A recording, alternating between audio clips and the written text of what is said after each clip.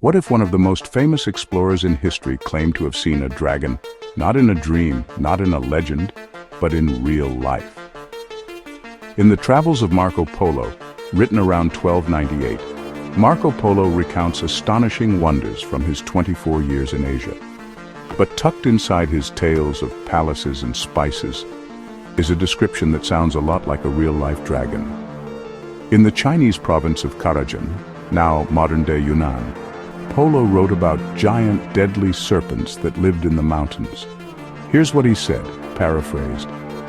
"These serpents are so enormous that they can swallow a man whole. They have 2 short legs near their heads with claws like a tiger. Their eyes are as big as loaves of bread. The locals hunt them with dogs and spears, though they are extremely dangerous."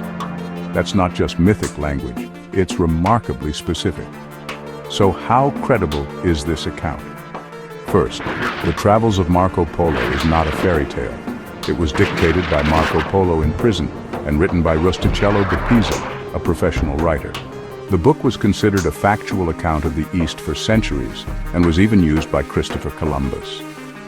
Second, Polo's description matches large constrictor snakes like the reticulated python, which is native to Southeast Asia and can grow over 20 feet long. Pythons do have small vestigial limbs called spurs, though Polo claimed they were near the head. Some skeptics suggest Polo may have exaggerated, or that his translator mistook parts of his description. But the consistency of his account and the way locals reportedly hunted the creature like dangerous wildlife hints at more than just myth.